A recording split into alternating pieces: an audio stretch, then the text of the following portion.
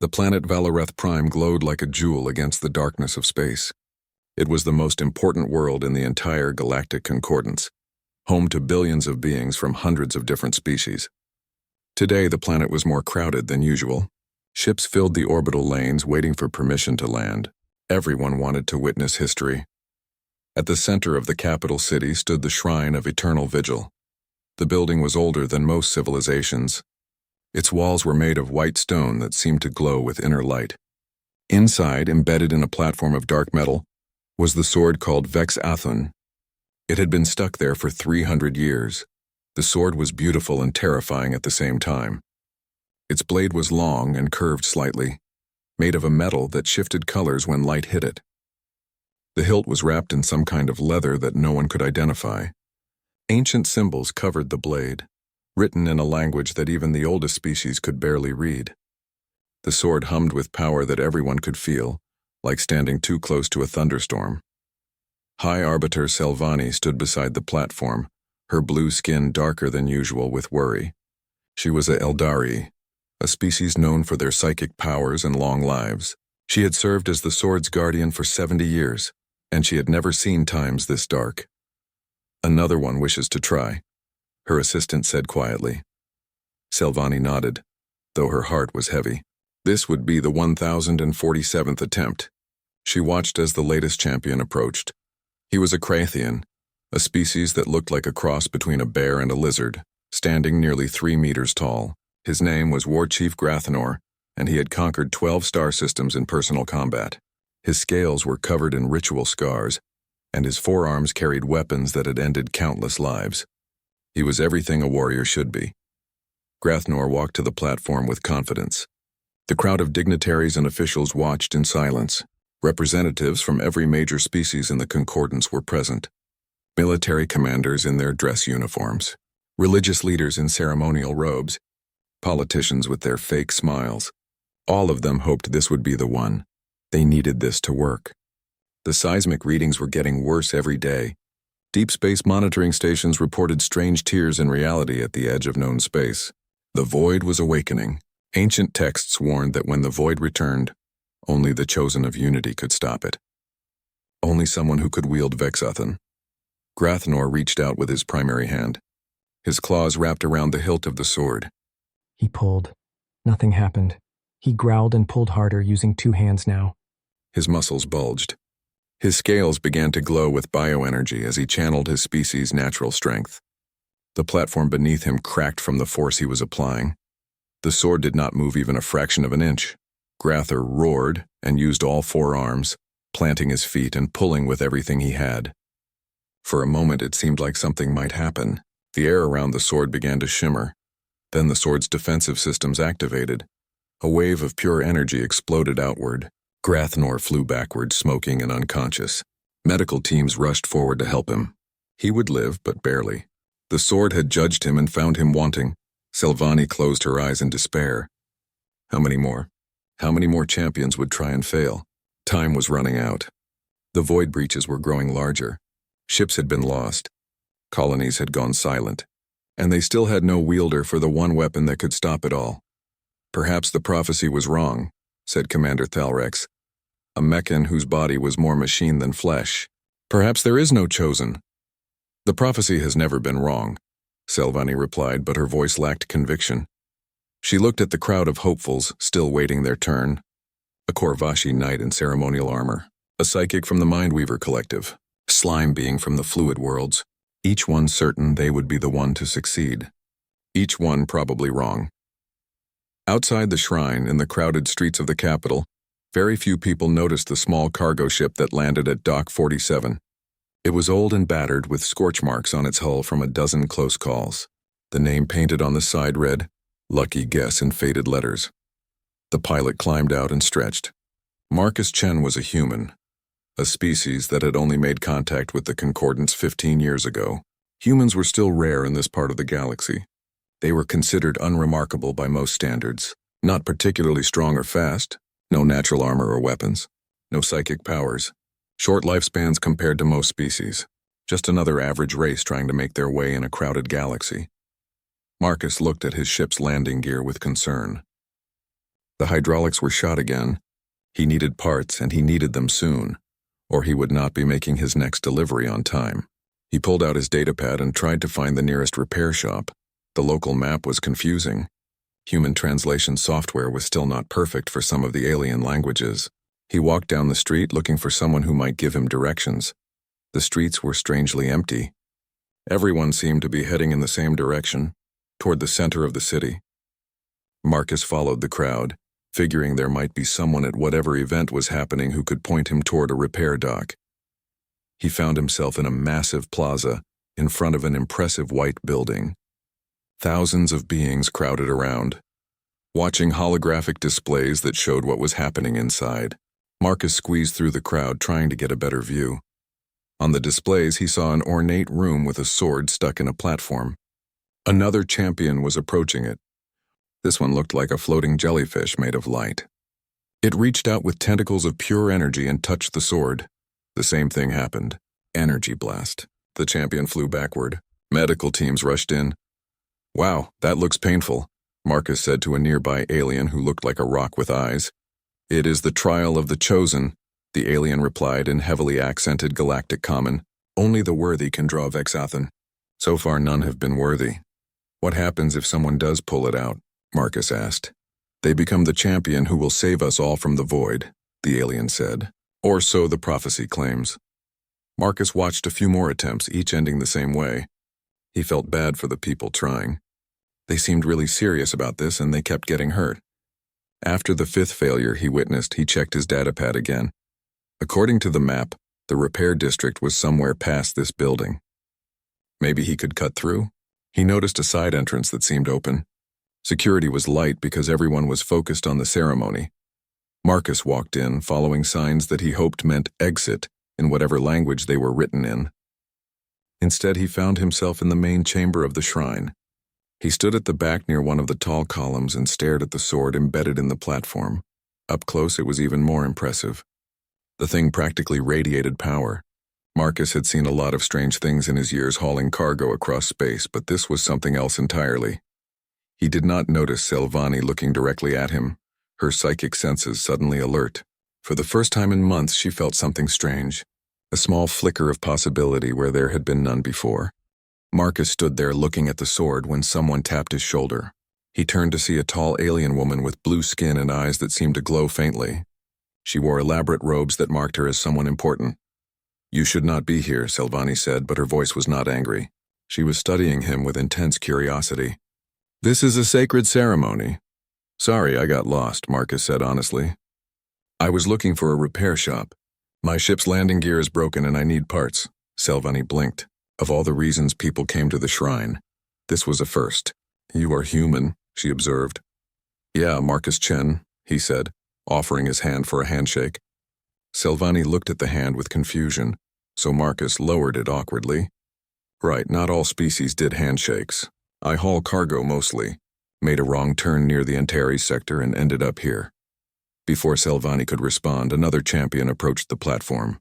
This one was a Corvashi Knight, a species known throughout the galaxy for their honor and combat skills. The knight was massive, covered in ceremonial armor that had been blessed by a dozen different religious orders. He had trained his entire life for this moment. The knight knelt before the sword. He prayed for 10 minutes in an ancient tongue. Then he stood, gripped the hilt with both hands, and pulled with all his might.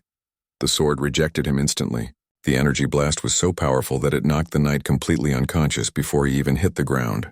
Smoke rose from his armor. The medical team rushed in with their equipment scanning for vital signs. "Is he going to be okay?" Marcus asked, genuinely concerned.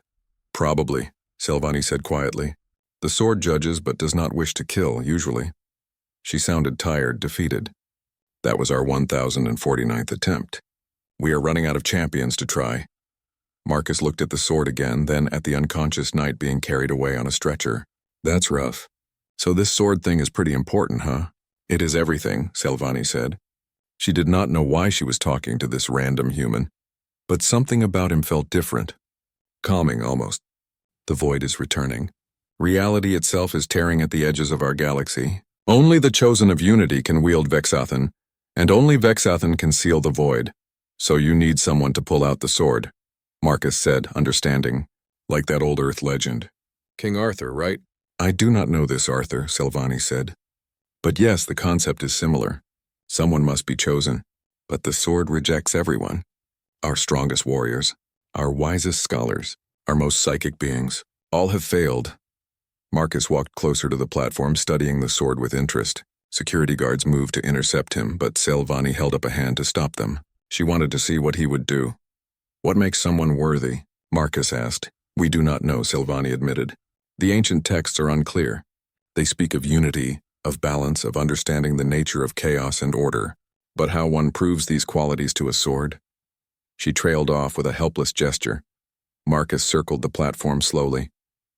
The sword was really quite beautiful. He had always appreciated good craftsmanship, even if this was way beyond anything humans could make. Who made it? The precursors, Silvani said. A civilization that existed millions of years ago. They created Vexathan to fight the void the first time it threatened the galaxy. Then they vanished, leaving only the sword and the prophecy behind. And the prophecy says someone can definitely use it? Yes. When the void returns, the chosen will be revealed. Marcus rubbed his chin thoughtfully. Can anyone try? Like, is there a species requirement or age limit or something? Several of the dignitaries who overheard this question laughed. The idea that this unremarkable human might try was absurd. Commander Thalrex stepped forward, his mechanical body whirring softly. Only the greatest champions of each species are permitted to attempt the trial, he said firmly. It is not a game. I didn't say it was, Marcus replied calmly. Just asking if there are rules. Silvani considered this. Technically, the ancient laws stated that any being of any species could attempt the trial. They had never enforced restrictions because only the most confident, most powerful individuals ever volunteered. The thought of screening candidates had never occurred to anyone. The sword did the screening itself, usually violently. There are no restrictions, Silvani said slowly. Any being may try. But I must warn you, human. The sword has injured or killed many who were far more powerful than your species. I would not recommend— Mind if I try? Marcus asked. The entire chamber went silent. Even the medical team stopped what they were doing. Everyone stared at the human who had just asked the most ridiculous question they had ever heard. You cannot be serious, Commander Thalrex said. I mean, I'm here already, Marcus said with a shrug. Worst case, it zaps me and I wake up with a headache, right? I've had worse. Worst case, you die, Silvani said bluntly. Marcus thought about this for a moment. Okay, yeah, that would be worse. But you said you're running out of people to try, and time is running out. I'm not doing anything important right now. My landing gear is broken anyway, so I'm stuck here for a few hours at least. Might as well give it a shot. The logic was so casual, so unconcerned with destiny or fate or cosmic significance, that Silvani found herself almost smiling. In 300 years, no one had ever approached the sword with such a relaxed attitude. You understand this is the most sacred weapon in the known galaxy? She asked. Sure. That it chooses only the worthiest being in all of creation? If you say so. That you have no training, no preparation, and no reason to believe you would succeed where thousands have failed? Yep, all true. Marcus looked at her with honest, open eyes. But someone has to do it, right? And you never know until you try. Silvani studied him for a long moment. There was something about this human. No arrogance, no certainty, no grand sense of destiny. Just simple willingness. Against all logic and protocol, she found herself nodding. Very well, she said. Marcus Chen of Earth, you may attempt the trial. The crowd erupted in protests. Dignitaries shouted that this was a mockery of tradition. Military leaders argued that it was a waste of time. Religious figures claimed it was sacrilege to let such an average being approach the sacred sword. Silvani raised her hand and they fell silent. The law is clear. Any being may try. We will honor the law. Marcus walked up to the platform. He did not kneel or pray. He did not power up with battle rage or channel psychic energy. He did not perform any ritual or speak any ancient words. He simply reached out, wrapped his hand around the hilt of the sword, and pulled. For a heartbeat, nothing happened. Then the sword slid free from the platform as easily as pulling a knife from butter. Light exploded from Vexathan, pure brilliant light that filled the entire shrine. The symbols on the blade blazed with power. Energy crackled along its length. The humming sound that had been barely audible before became a chorus that everyone could feel in their bones. Marcus stood there holding the sword, looking confused. Is it supposed to be doing this?" he asked. The blade was vibrating in his hand. Not painfully, but noticeably. "And why is it humming?" No one answered. They were all too shocked to speak. The impossible had just happened.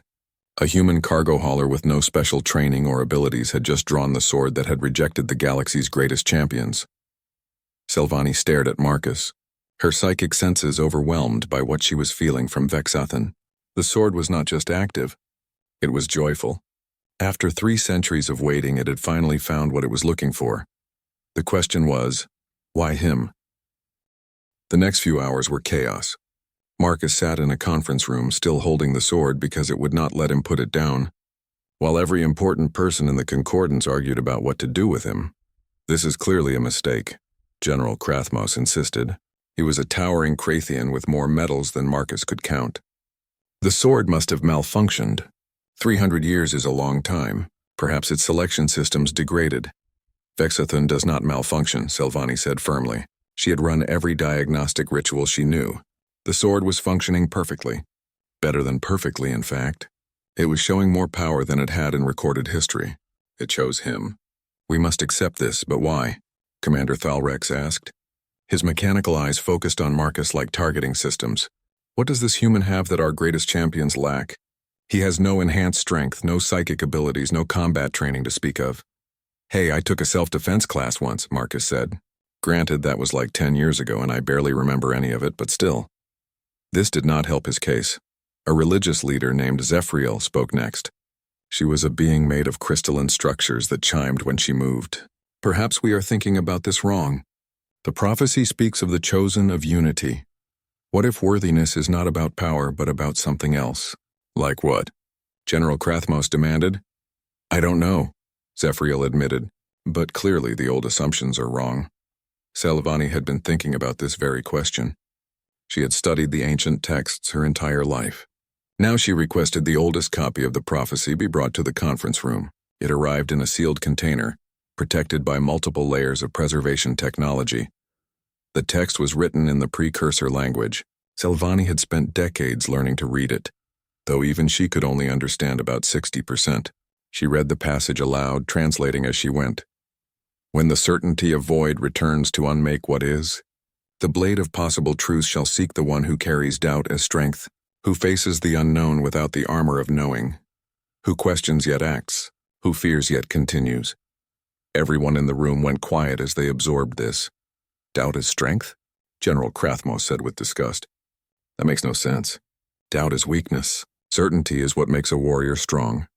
"Maybe for you," Marcus said quietly, "but I've spent my whole life doubting things.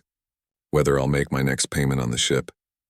Whether this jump through hyperspace will work or if I calculated the coordinates wrong. Whether that weird noise in the engine is just normal, or if I should be worried. Humans doubt everything. It's kind of our thing." Silvani felt something click in her mind. She looked at Marcus with new understanding. "You are uncertain?" "About most things, yeah," Marcus admitted. "I mean, I'm definitely uncertain about this whole situation. I still think maybe you guys made a mistake. I'm just a cargo hauler. I'm not special." "But you tried anyway," Silvani said, "despite being uncertain, despite having no reason to believe you would succeed." "Well, yeah, sometimes you just have to try stuff even if you're not sure it'll work."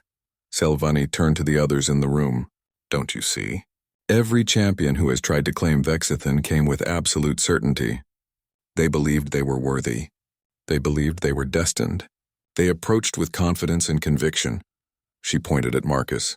He approached with doubt and curiosity. The sword was not looking for the strongest or the wisest. It was looking for someone who could act without certainty. "That is the most ridiculous selection criteria I have ever heard," General Krathmos said. "Is it?" Zephyriel chimed thoughtfully.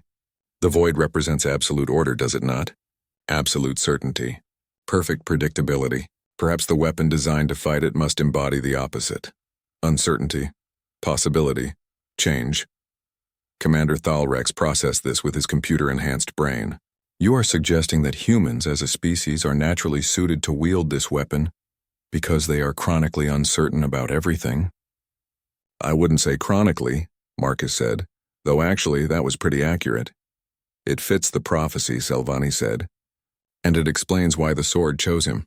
The debate continued for another hour. Eventually, they reached a conclusion. Like it or not, Marcus Chen was the chosen. They would have to accept it and move forward. The void breaches were growing worse every day. 3 more colonies had gone silent. Reality tears were spreading. They needed to prepare Marcus for what was coming. Over the next week, they tried everything. Military tacticians offered to teach him strategy. Marcus attended one session, got confused by all the complicated terminology, and stopped going. Combat instructors tried to train him in advanced fighting techniques. Marcus learned a few basics but kept forgetting the formal stances. Psychic masters attempted to teach him meditation and mental discipline. Marcus fell asleep during the sessions. The only thing that seemed to work was letting Marcus be Marcus. When he held Vexathan, the sword adapted to him. It changed shape based on what he needed. If he needed a short blade, it shortened. If he needed reach, it extended. If he needed to block something, it became a shield. The sword was teaching him in its own way. "This is deeply concerning," General Krathmos said, watching Marcus train. "He has no discipline, no structure. He just does whatever feels right in the moment." "And the sword responds," Selvani noted. "It has never done that before. With previous wielders in history, it maintained a fixed form. With Marcus, it evolves constantly." A young officer named Sareth, who was Eldari like Selvani, had been assigned to be Marcus's liaison. She approached him after training one day. "Do you understand what is at stake?" she asked. "If the void fully breaches our reality, everything will cease to exist. Every planet, every star, every living being." "Yeah, I get it," Marcus said, wiping sweat from his face. "No pressure or anything. Yet you seem calm." "I'm not calm. I'm terrified." Marcus looked at her seriously. "But being terrified doesn't help anyone. I just have to focus on what I can actually do, you know? Worrying about whether I'll succeed or not is just wasted energy." Sareth found this perspective both alien and oddly practical. The first real test came sooner than anyone expected. A void breach opened in the Tertian system, a major colony world with 2 billion inhabitants. The Concordance fleet mobilized immediately. Marcus was put on the flagship, a massive warship called the Unyielding Truth. As they entered hyperspace, Marcus sat in his assigned quarters, looking at Vexathan. The sword hummed quietly in his hands. "I hope you know what you're doing," he told it. "Because I definitely don't." The sword's humming changed slightly. If Marcus did not know better, he would swear it sounded amused. General Krathmos came to his quarters an hour before they would arrive.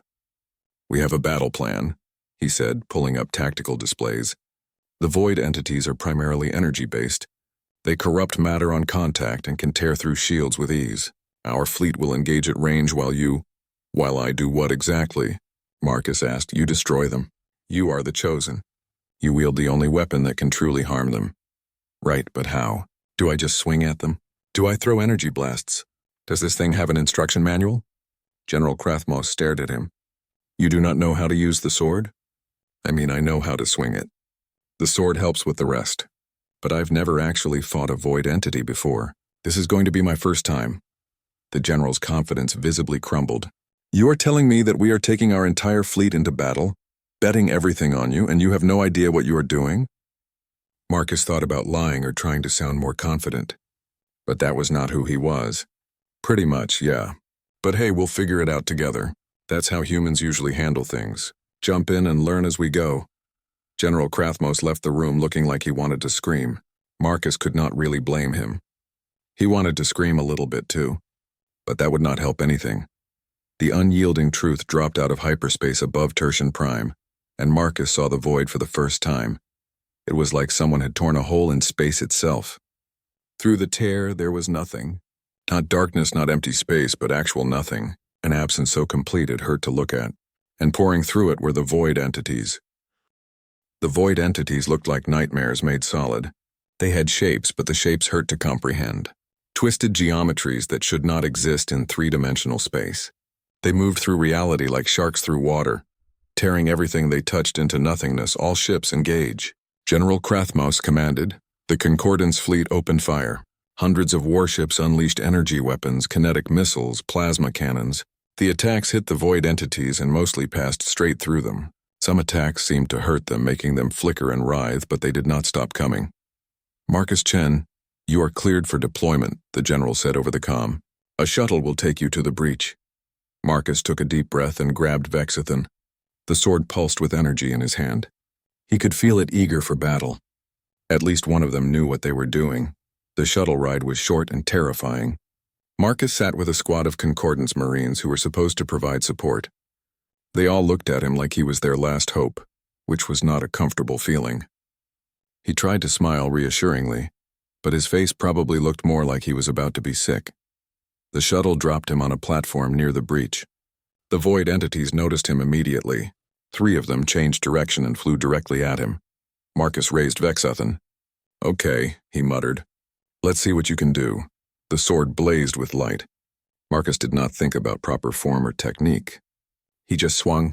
Vexathan cut through the first entity like it was made of smoke. The thing shrieked, a sound that made Marcus's ears ring and dissolved into nothing. "It worked," Marcus shouted, surprised and relieved. The second entity attacked from the side. Marcus turned too slowly, but Vexathan moved on its own, shifting in his grip to block. The entity's attack hit the blade and shattered. Marcus swung again and destroyed it. The third entity was smarter. It split into multiple smaller forms and attacked from every direction. Marcus panicked for a second, then stopped thinking and just reacted. Vexathan became a whirlwind in his hands. Every swing destroyed another fragment of the entity. Within seconds, all the pieces were gone. "Not bad for a beginner," Sareth said over the comm. She was monitoring from the flagship. "But there are hundreds more, and they keep coming." Marcus looked at the breach. She was right. For every entity he destroyed, 2 more seemed to pour through. This was not working. They needed a different approach. "Can we close the breach?" Marcus asked. "Unknown," Sareth replied. "The ancient texts suggest Vexathan can seal void tears, but we do not know how." Marcus moved closer to the breach. The pull of nothingness was intense this close, like standing at the edge of a cliff in a strong wind. Vexathan vibrated in his hand, responding to the proximity of its ancient enemy. He reached out with the sword and touched the edge of the tear. Energy exploded outward. The breach shrank by several meters and the entities shrieked in rage. Okay, that worked a little, but he would need to get much closer to close it completely. "All ships cover him," General Krathmos ordered. The fleet concentrated their fire, creating a corridor of safety. Marcus ran toward the breach, destroying any entity that got too close. The sword guided his movements almost like it was fighting with him instead of just being a tool. They reached the center of the breach. Marcus thrust Vexathan into the tear itself. The sword screamed with power. Light poured from it, filling the nothingness. The breach began to close, reality healing itself. The void entities went crazy, swarming toward Marcus from every direction. "Hold position," the general commanded. The fleet poured everything they had into protecting Marcus. Ships took damage, shields failed, but they held the line. Marcus gritted his teeth and pushed more energy through Vexathan. The sword responded, drawing power from somewhere deep inside him. It felt like running a marathon and lifting weights at the same time. Every muscle burned. His vision blurred. But the breach was almost closed. With a final pulse of energy, the tear sealed completely. The remaining void entities flickered and faded, unable to exist without their connection to the void dimension. Marcus collapsed to his knees, breathing hard. Vexathan's glow faded to a dim shimmer. "Did we win?" he asked weakly. "The breach is sealed," Sareth confirmed. "You did it." Cheers erupted across the fleet communications. They had done the impossible. They had actually stopped a void breach. Marcus was taken back to the flagship where medical teams checked him over. Physically, he was fine, just exhausted. Selvani came to see him in the medical bay. "That was incredible," she said. "You sealed a breach that would have consumed the entire system." "Yeah, well, it nearly killed me," Marcus said. "And that was just one breach. You said there are more opening across the galaxy?" Selvani's expression grew grim. 7 more that we know of.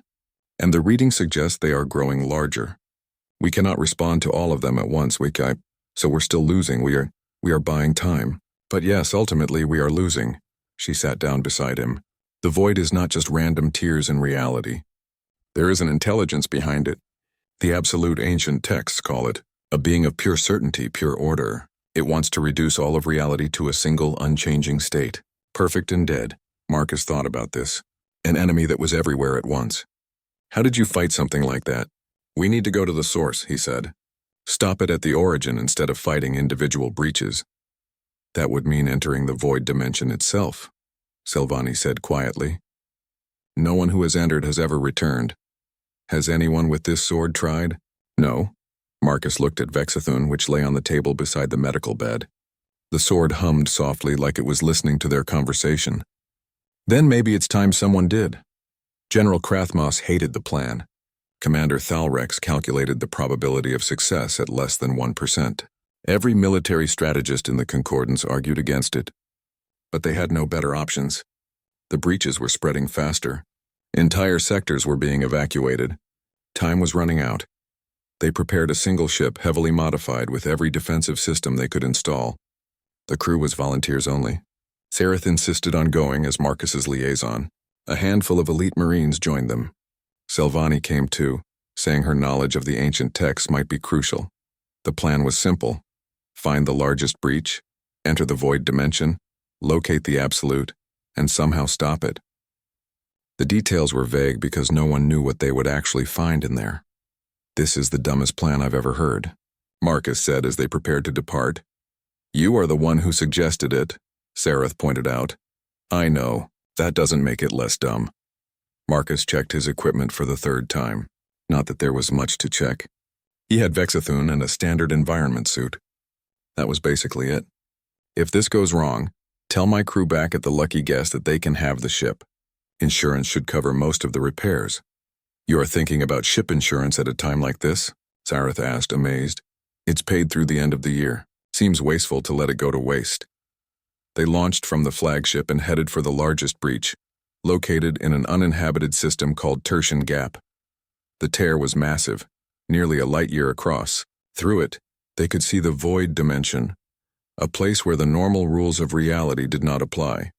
All systems ready, the pilot announced. On your command, Chosen. Marcus hated being called that, but he had given up correcting people. He gripped Vexathan and nodded. Let's go. The ship crossed the threshold into the void. Everything went wrong immediately. The ship's systems started failing. Navigation showed impossible readings.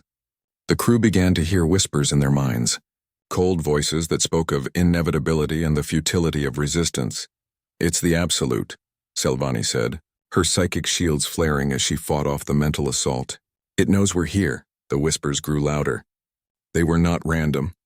They were specific, targeted at each person's deepest fears and doubts. To Sareth, they said her people would all die because she had failed them. To the Marines, they said their training was worthless against the infinite. To Selvani, they said her faith was a lie and the prophecy was meaningless.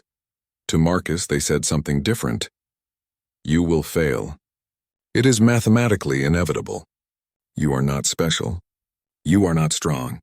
You are not worthy. Give up now and end your suffering. And the terrible thing was, Marcus found himself agreeing.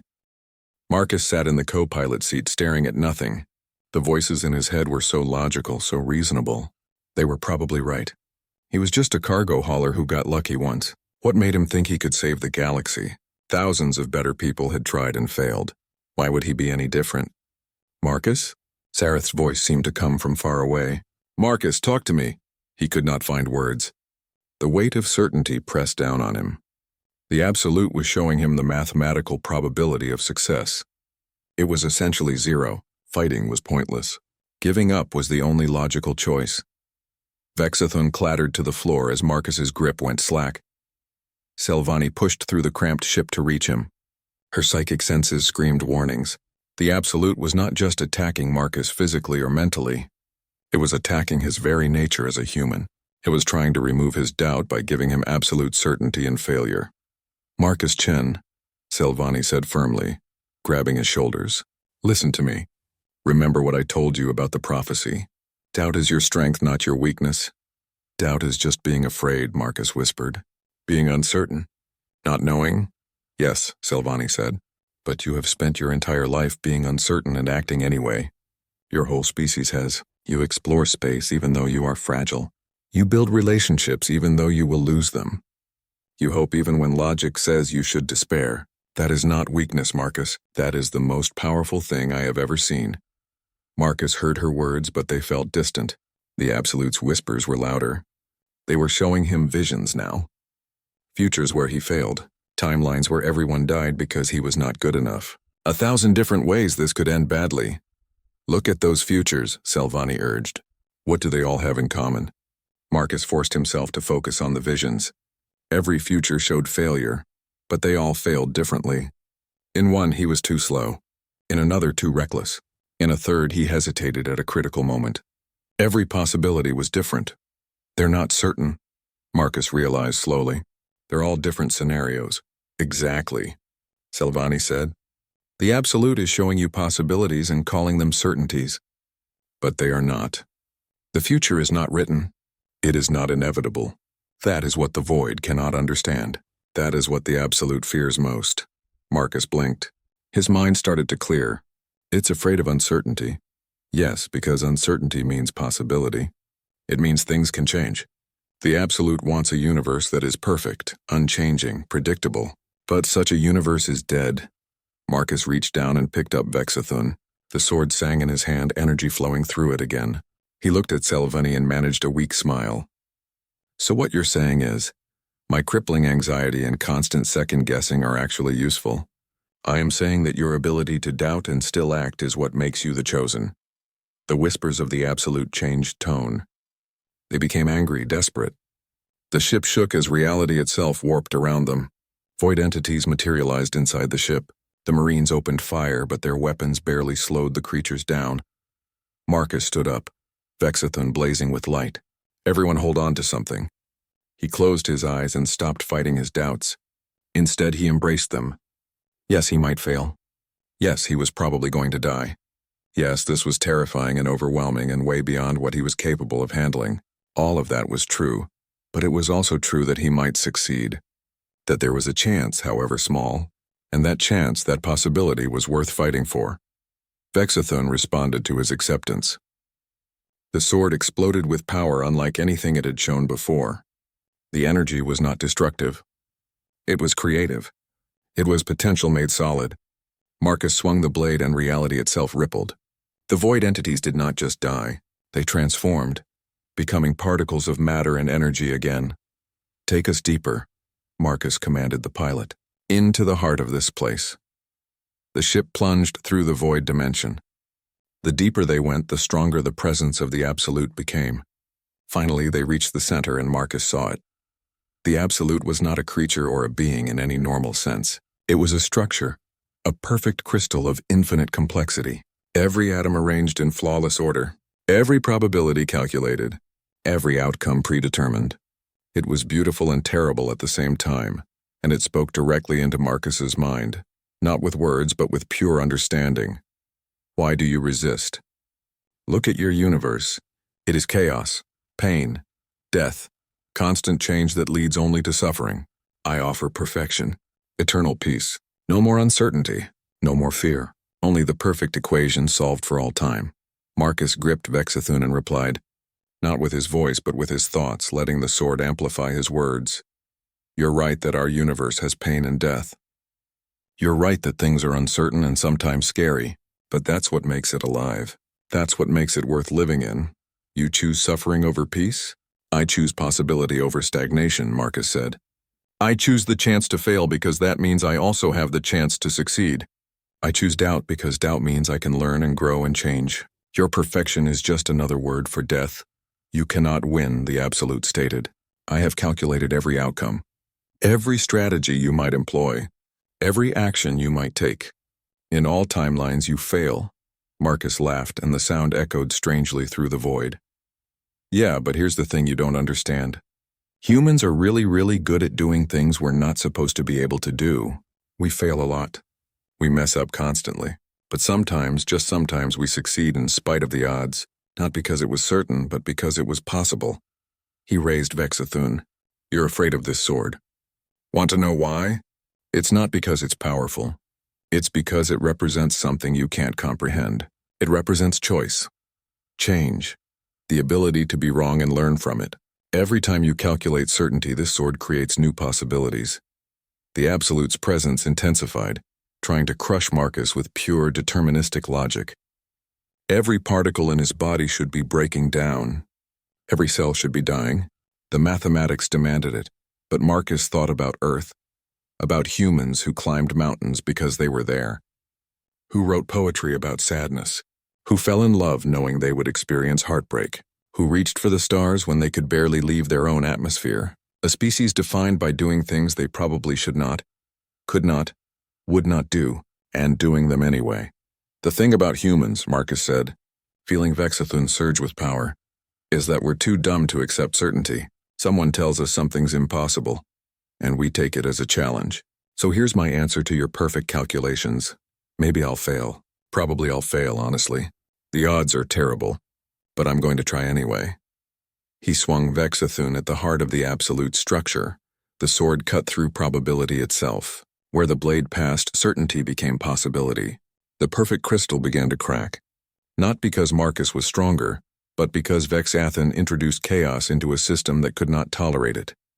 The absolute tried to recalculate, to predict this new variable, but it could not. Marcus was not following any logic it understood. He was improvising, making it up as he went, being gloriously, stupidly human. Every swing of the sword created new futures that should not exist. The crystal shattered. The absolute screamed, not with sound, but with the death of absolute certainty. Its perfect order collapsed into beautiful chaos. The void dimension began to unravel. "Time to go," Sareth shouted. The ship turned and burned hard toward the exit. Behind them, the void dimension collapsed in on itself. Breaches throughout the galaxy sealed simultaneously. The tears in reality healed. They burst back into normal space just as the last of the void dimension vanished. Alarms blared. The ship was barely holding together. But they had made it. Marcus slumped in his seat, exhausted beyond words. Vexathan's glow dimmed to barely a shimmer. "Did we win?" he asked. "Sensors show all void breaches are closed," the pilot reported, voice shaking with disbelief. "They're gone. All of them." The communications channel exploded with cheers from every concordant ship in range. They had done it. Against all odds, against all logic, they had actually won. Silvani placed a hand on Marcus's shoulder. "You fulfilled the prophecy, Chosen. You saved us all. Can we please stop calling me that?" Marcus asked. "I just want to go back to hauling cargo." They returned to Valoreth Prime as heroes. There was a ceremony planned, medals to be awarded, honors to be given. Marcus attended out of politeness but felt uncomfortable the whole time. He was not a hero. He was just a guy who got lucky and tried his best.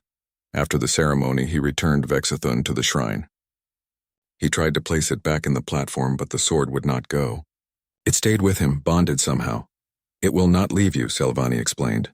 "You are its wielder now. That is a bond that does not break." "Great," Marcus muttered. "Now I have a magic sword I can't get rid of. How do I explain this to Customs?" Eventually, he made it back to the Lucky Guess. His crew had finished the repairs while he was gone. The landing gear was fixed. The ship was ready to fly. "So what now, Captain?" his engineer asked. "You're famous. You could do anything.